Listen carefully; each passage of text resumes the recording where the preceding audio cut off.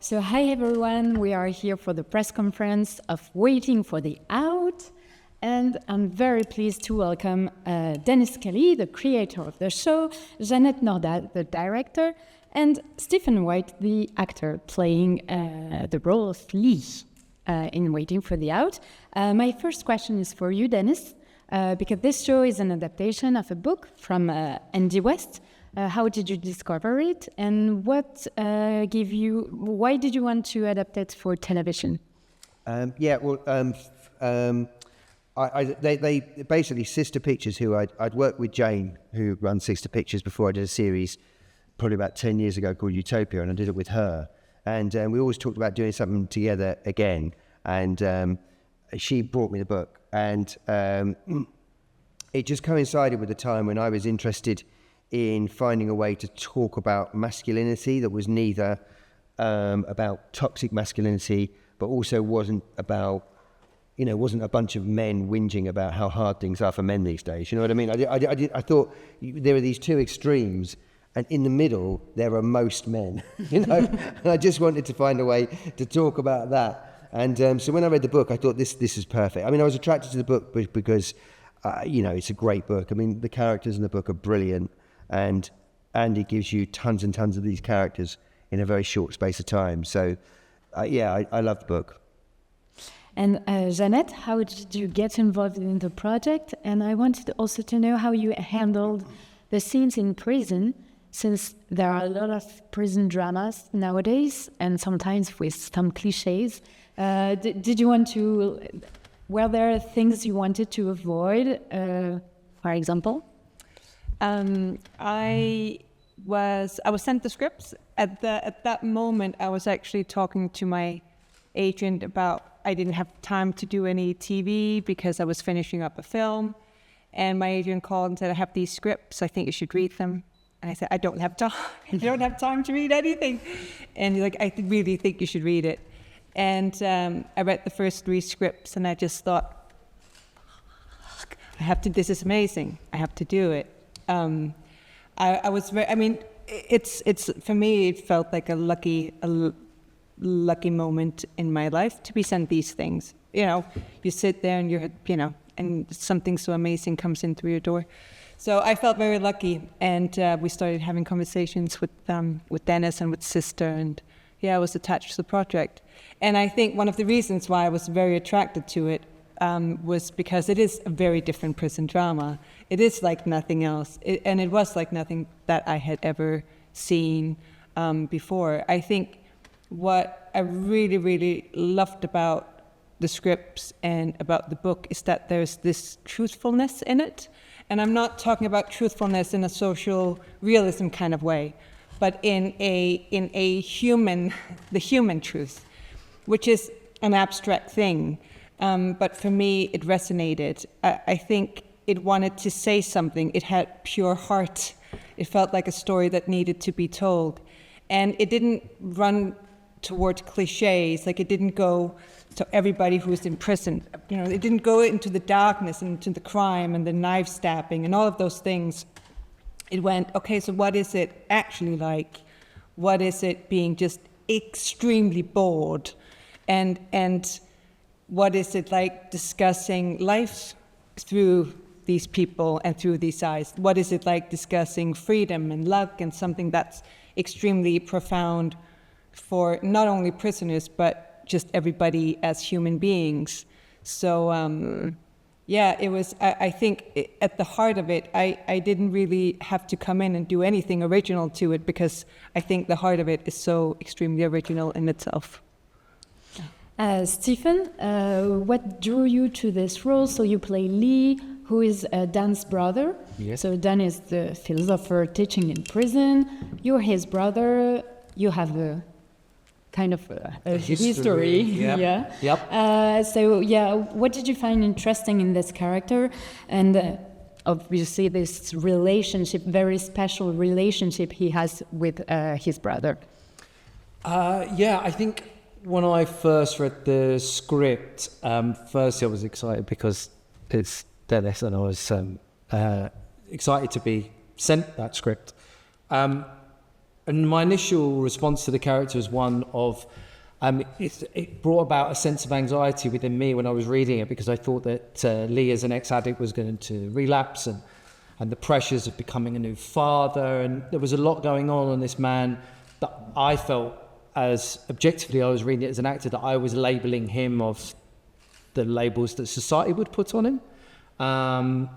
And that is not the character that Lee is. And the more I read, the more I realised that's kind of the point, is that we do this to people in society, we label them, but actually that we all have our fallibilities and our faults.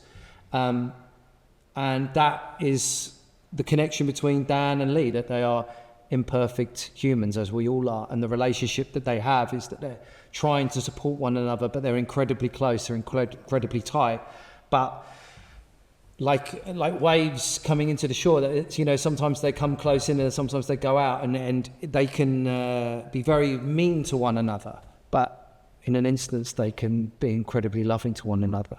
There's a vulnerability with that relationship. The common bond is their estranged, abusive father. Lee had a much more prolonged relationship with that person, and Dan is trying to discover who his father was, and Lee wants to protect him from that. And Lee being a new father himself, it just adds to this pressure of transferred trauma and the pressures of us trying to cope as men, and as people, as parents, and all those roles that we face in our daily lives.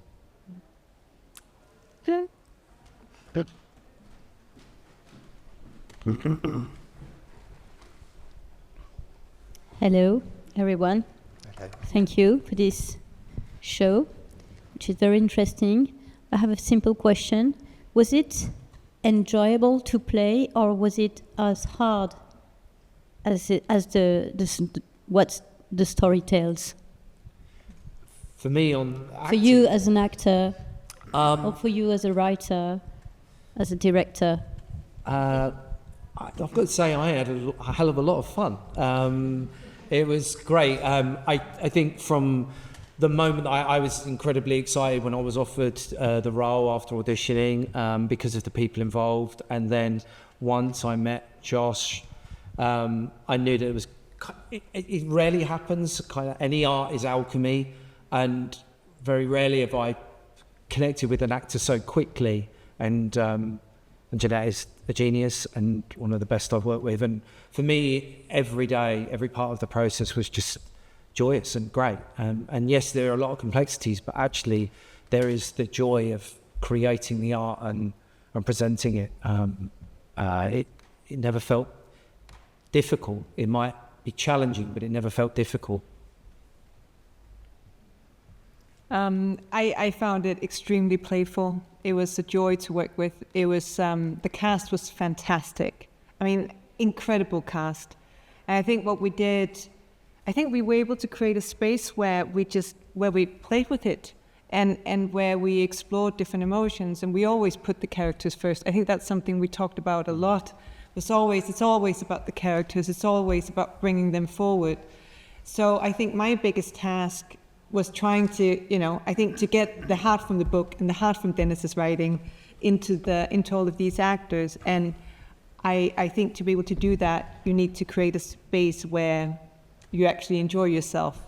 And of course, especially for someone like Josh, who plays Dan, was a very difficult character, and he was there every single day, and it was a journey, but we laughed every day, and we played, we had fun. And I think you need to be able to do that when you're dealing with something so serious and so profound and so deep. Yeah. Yeah, I mean, I found it hard, but not. That was horrible. No, I found it hard, but not like in a bad way. I mean, it was on set was amazing. Like it genuinely was like everyone was pulling in the right direction. So everyone was. It wasn't a big budget, so people were all there for the right reasons, we were just lucky that everyone there was really good. Like, we had a really good cast and you know, great directors. But like, what was hard was, I think I had a clear idea from the moment I picked up the book. I had a clear idea of sort of kind of how it should feel, tone-wise, you know. And that is not a very dramatic thing. Like, it's so I wanted it to be real. And real life stories aren't like the stories we see on screen. On screen, everyone's like covered in blood all the time, or like, you know, these dramatic. And I think what we mistake very often in drama these days, we mistake adrenaline for drama, and that's not the case in real life. But there are still really dramatic stories out there, and I had this feeling that we could tell a very dramatic story, but it not be heightened, you know, and all this sort of thing. And I think we did it. I think we managed to. I feel like we managed to get there, but it wasn't easy. It was a difficult thing to do. What was good was, I think we all felt quite clearly from the beginning that was what we were doing. You know, so I wasn't like I was getting lots of notes from the BBC or the producers to sort of say, yeah, but who's the crime boss? You know, no one was doing that at all. Had that been the case, we could have gone to another channel, and that would have been the case. They would have been like, where's the crime boss? You know what I mean? And then the whole thing would have fallen to bits. So it was hard, but it was always rewarding. I had a question for you. Oh, hi, I'm Camille, and I had a question for you, Stephen. I wanted to know, how was it to be in prison? I think it was the first time. I hope it was the first time for you being in prison. But how was it? Well, in the show, I am an ex-offender, so you never see my character in prison. And just to clarify, me, Stephen, I have never been in prison. I may have been close, but they couldn't prove it. But I have worked on other shows that have involved the prison process, and so I've worked with prison officers particularly, but also ex-offenders. So from a character point of view, for Lee, I saw it as that, you know, that he is an ex-offender, but that is a former Lee, that he wanted to grow. It's kind of like, I don't know how old you are, but you know, if you were to visit a younger version of yourself, it's still you, but very different, and how you interact. So for Lee, when you find him in the show, is that he's evolved and grown, but that still informs part of who he is. He is still that same person, but he's matured, or he's made those mistakes and he's learned from them, which we all do in life. So I didn't want to play him. I remember there was a lot of playfulness in Lee himself not judging his own past, not falling under that trap of being guilt-ridden himself, that he, you know, but you know, he served his time. He's trying to be a better man. He needs to be a good father. He doesn't want to, you know, relapse and start taking drugs again. So for me, the portrayal of Lee, and what was brilliant in the writing, is that this is a man who is striving to move forward, and Dan is sort of in a juxtaposition kind of way, is trying to go back to the past and find out what that's all about. So you've got these two brothers, one's going, don't go back there, like, come with me to the future. It's like hopeful. I hope that answers your question. You spent a lot of time in prison, didn't you? Because you were filming then. Yeah. I mean, in prison filming. Like, yeah. Yes. So you can probably answer that better, please. Yeah, well, I think there are different moments. We shot the classroom is not in a prison. We shot that. We did a pretend prison, but all the other prison scenes are at a real prison called Gloucester, which was quite a special experience on numerous levels. One thing is, when you work in a prison, it does affect you. Like, I would love to be able to say that it doesn't, but it actually does. I was sitting I had my monitor in a cell, so I was sitting in this tiny little cell. The prison was from, I think, 1840s or something like that. And, you know, you would sit in there, and whenever I wasn't focused on the monitor and what was happening, you know, you look around and you go, okay. You know, it has history, those places. But Gloucester is also the prison where Andy West, who wrote the book, he had visited his real-life brother when he was a kid. And I think it's the only time that we were filming anything where all of a sudden real life kind of swept in, and we had actually done that scene. We were doing a scene in the morning. There's we're back in time in the 90s with young Dan, where he goes to visit his brother when he's a child.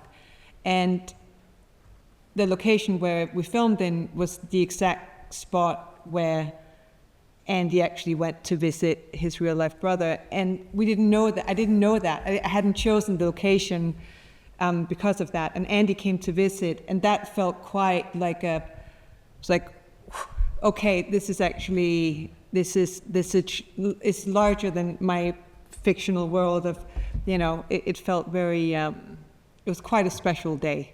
Yeah.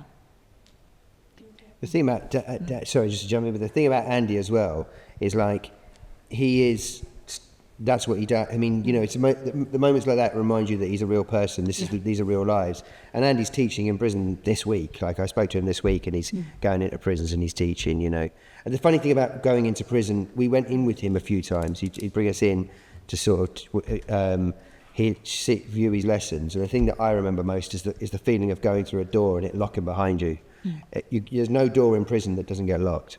So you go through a door, it gets locked. And big fucking key this long, and like gates, you're going through gates. And there's something weird about going further and further into the belly of it, and you do, when you come out again, you sort of think, and you hadn't realised you've been holding all that tension, And the prison is still active? No, it's been closed for a long time. Yeah. Yes. So yeah, there's no... There were no prisoners, no. Yeah. Okay. Yeah. Good. Why is philosophy such a good tool to explore the prison's world? It is a good tool. I mean, the reason is, I think, is because, the debates that they're having really matter in prison. So if you and I want to have a debate about freedom now, we might have an interesting discussion.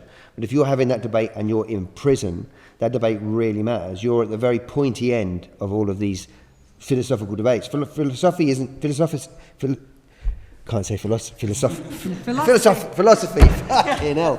Philosophy isn't like we like to think about it as academic, but it's there to talk about us. It's there to talk about real things, Like, it's not there just for the academic stuff. It is to talk about human beings, and those human beings are at the sharp end of all of that stuff. So, like luck, you do a story about luck. Well, that matters if you were in prison, because you were unlucky to get caught, you were lucky to get away, your brother's doing the same thing, he's lucky, or morality, of course. So prison suddenly becomes this really interesting place to talk about it. The other side of it is, it's just interesting. Those guys aren't necessarily there because they want to talk about philosophy. They're there because they want something to fucking do, or they want to get on the landing. Sometimes I'd go in with Andy. Two guys are there just because they want to talk to each other. They don't give a crap about this lesson. They're just having a chat because they want to talk to each other. So they've all got different reasons for being there, That's part of the strange chaos of prison. But philosophy bring them to speak and open them. Yeah, I mean, Andy, if you talk to Andy about why the thing that interests him in philosophy is not philosophy, it's the conversations that philosophy creates.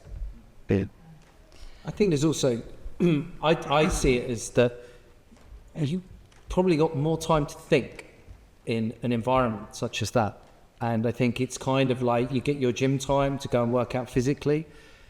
It's important that, these are incarcerated men and women that have got a lot of time to process a lot of shit going on in their heads. And I think if you have something that is taking the abstract of thoughts and feelings and framing it in different ways, then that will give some solace, some sense of escapism for the brain, and some workout for the brain to kind of process what you're going through while you're in prison, I would imagine. And perhaps also the fact that everything seems so extreme. Every experience that they get is extreme. The experience of loneliness, the experience of everything I get. Yep. Yeah, but the conversation is for everyone, right? So even though I think, like the philosophical discussions that these men have in the show are obviously, in the prison setting and in the prison classroom, but I think us as an audience looking at that, taking part of that discussion, I think I think it matters to all of us. It's not only but talking about what is life. What is freedom, and what is luck. How do I relate to luck in my life? I think it, to me at least, also when I read the scripts and when I read the book, I felt like discussing that or thinking about it, and I do hope the audience will as well. I mean, yeah. And what were you looking to explore about masculinity that is not that toxic, or not always, but especially through, for example, Dan and Lee's dad character and the inmates? And do you think incels maybe should read philosophy more? Who should incels? Incels. Yeah, probably. Well, maybe less. Who knows? It's hard to tell. But maybe they should just get out more. But I think it's kind of hard to say. It was interesting when we were in the writers' room. We were talking about masculinity, and we were trying to sort of talk about the positives of masculinity. And what I found kind of like, I kept coming back to being a dad, and partly that's because I'm a dad. I'm a father to a 6-year-old. And in the end, I just kept thinking, this is shit. Is this the best thing I can do? The best thing I can do is to say, being a dad. Like that's the best I can come up with. But all of the sort of very obvious things about protection and stuff like that, it all feels a bit like, come on, there's got to be more to being a man than that. So in the end, I realised it wasn't about saying something about masculinity. It was about showing different aspects of masculinity, showing different ways of being a male, And in the end, we stopped talking about masculinity. We started not using that word because it was really about being there's just different ways of being a male. And you can definitely, I mean, I don't know if anyone's seen that Louis Theroux program. You should definitely watch it. It's about the manosphere, and that's really toxic. There's some really awful ways of being a male. But their view of being a male is like this. It's like it's about genitals, and it's about dominating women, and it's about this. And I look at that and I just go, that is not being a male. I'm sorry, that is not. It's your version, and whatever. But there's also there's just lots of different ways about it. But I think masculinity, particularly when it gets the more dangerous parts of masculinity, is a strangely fragile thing, and men find it hard to bend. They become very rigid in their masculinity. The truth is men are terrified of admitting that they're terrified, and I know this from my own experience. As a young man, I never admitted to being scared. I couldn't do it. I just could not admit to being scared, and I was terrified the whole time. And it wasn't until I went through a whole stuff in my life and destroyed my life really, and kind of went through a process of recovery and going through all that stuff, that I understood it was okay. And I've got no problem admitting when I'm scared now, when I'm nervous now. It's just like, okay, it's just a thing that, I think by and large women are probably a bit better at being able to sort of admit to things, those sorts of emotions. Men are terrified of it because somehow, something's going to happen to us if we admit that. I think honesty is a superpower. I really do. I think being able to be honest and upfront is a superpower. It's interesting in a prison and that prison setting because some people have access to that and some people don't. Rick, who is in the show, Rick is an ex-con, did a hard time in a Category A prison. He plays Wallace in the show, the guy with the dark hair who talks about his kid and sending letters. The speech where he talks about gripping the seat is his own experience, and he was a writer on the show. But he's also a really sensitive person who's able to sort of be emotionally literate. But he's also like someone who goes to the gym and does boxing and does ice baths. That part of him is really important. But also being able to sort of be emotionally vulnerable is something that he's learned to do. So you can go from that and learn to be emotionally vulnerable. It doesn't mean that everyone should walk around crying all the time. I just generally don't approve of people crying all the time. I won't have it. But it doesn't mean that we all have to weep and our emotions have to be sort of like always out there. You know what I mean? But it's good that we have access to our emotions, and And use some prison drama as point of references when you began working on the TV series. Well, we had points of references of what we didn't want to do. And I don't mean that these are bad dramas, by the way. There were dramas that we really loved, like really great dramas. Like there's a fantastic British prison drama called Time, which came out about 3 or 4 years ago. It's genuinely a brilliant show. But we knew we didn't want to do that because Time had already done it and done it in a fantastic way. But we knew it wasn't that, you know. The real point of reference was Andy's book. So the thing when I read Andy's book, what impressed me was the sense of waiting, really, you know. When I'd been in a prison before once or twice just doing teaching things, and what was interesting about being in a prison is sooner or later every conversation comes back to prison. So you might have gone in there to talk about, I don't know, history, but sooner or later they'll go, yeah, it's like me, I was talking to my brief last week and she reckons I won't get out for so and so and so. Every conversation comes, and at first you're trying to pull this away, but you realise you can't pull it away because that's their entire life is in here. These fantastic brains that we all have, for them is about working out the society of prison, you know. Sorry, I've drifted off there. I don't know what the fuck I was talking about. Someone rescue me. Your point of references, your references, and maybe the references, yeah. But sometimes you just got to admit it, right? You just got to admit you don't know what you're talking about, rather than just keep going. Cell blockade. Yeah, that's it. Prison cell blockades. Yeah, but like, but in the book, when you look at that book, a lot of it is about waiting. A lot of it is about. I love the way he captured that about prisoners. That they just talk about prison, and I love the way that, you know, he captured this sense of like, you know, that you don't know why they're in that room. As I say, you know, and you go into a prison and you're teaching and you're doing a session with Andy, and so a couple of guys will walk past the window and they just stand there and watch for like 10 minutes. You think, what the fuck are you watching? Like we're just two people doing this, but it's because they don't want to get where they're going. No one wants to get where they're going in prison because they're not going anywhere. You know, so there's that sense of like. So that was our biggest reference, was weirdly Andy's book, you know, and I know that's a bit of a cop-out, but it was that rather than other prison dramas. Yeah, I mean, and I never had any prison dramas as references, not in film or not in TV. I don't think, I mean, you know, we have a big wall of all the images we had, references for the show, and I don't think there was even... I don't remember a prison. There was not even, I don't think there was even one image of a prison in there. It was just never what... if there would have, it's not that I avoided it specifically, it was just because that was never what the show was really about. And I think creating this classroom space, instead of going, oh, let's make it small and tiny and grim and uncomfortable, and it was about going, okay, what happens if we do the opposite? What if if it's, like in the book, it's, you know, like a holiday in the head, which is this phrase that I just absolutely loved. But, you know, you go into this class and there might be a chance that there is a holiday in the head just for this brief moment, for these like 30 minutes you're in there, or a couple of hours, or whatever long it might be. And I think it was about creating a space and a visuality that would allow to show that. And I think it's very much about not looking down on these people. It was always about trying to see in eye height, you know, and not, you know, covered up with all of this grim drama. Yeah. And we have time for a last question. No. It's a point.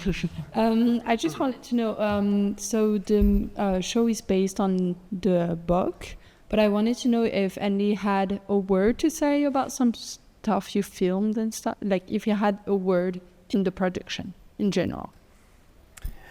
He wasn't sort of. We weren't collaborating on it in like creating it together. But I would show him scripts every time I'd written something. I'd show him, and not every draft, but like, you know, every couple of drafts when I felt like this is where we're getting close. I'd show him something, and he kind of wore three hats. He was a consultant, so he was the person who we could talk to about prison. He really knows a lot about prison, so we could always go to him and say, so how many guards would they normally have on a landing?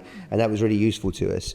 But he was also an exec producer on it, so he could give his honest feedback, you know. And, you know, we were all pretty good at taking feedback and bringing it in, because, you know, sometimes you take notice of it and sometimes you don't.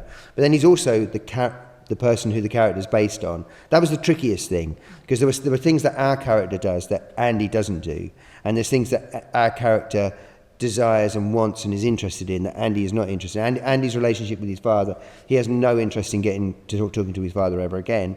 He doesn't. want to know where his father is, you know. That makes it sound more emotional than it is. He just genuinely doesn't want to know. He's got no interest in having that man in his life. Our character is different, and that was probably the most difficult thing for Andy, but he was very good at sort of letting us do those things. He was very good at sort of allowing us to go where we needed with the series. And he came to visit on set. I spoke to him before he started shooting, just like, you know, I think for me it was important to talk to him, and he came to visit on set like he did on Gloucester, where he had visited himself when he was a child. And I think overall just, you know, communicating, talking about what it is, and understanding that it also is difficult being portrayed, and that there's a little bit of, you know, Andy and Dan, and There's a lot of Andy and Dan. yeah, there is, yeah. That he's, and obviously there is, I wanted to treat that with respect. And Andy is extremely open. Very open, yeah. He's a very, very open human being, and he was just willing to discuss everything. So it was very joyful. I think everybody came into this project with an intention to want to say something. And we all just, I think we did that, yeah. You spoke with Andy, did you? I did, but I also found that Andy thought that he looked at what actors were doing. I think when I said to him, I was like, were you part of the audition process? And I think, and we were having a burger together after we'd gone to the screening. Andy said, he looked at what was going on and he went, I could do that. And he thought about auditioning himself, I think. And then he did, and then he realised he couldn't do it. Yeah. He's in the first scene. Yeah. He is a prison guard, so he is an extra. But there was talk of him being an actor. But we always said, but what those guys are doing is like, we're going to let you do it. We're going to let you audition. Yeah. We ain't going to let you do it if you can't do it, because we ain't got time for that. You know. Yeah. But he was good. He was good like that. I thought he would have been quite good. What, as an actor? Yeah. It's hard acting. But he admitted he said he was. It's tough stuff. He said it's not as easy as it looks. I said it is. Thank you very much. Oh, sorry. Thank you. Oh, yeah. We've got a screening. Bloody hell. Thank you very much. Thank you very much, guys. Thank you. Thank you.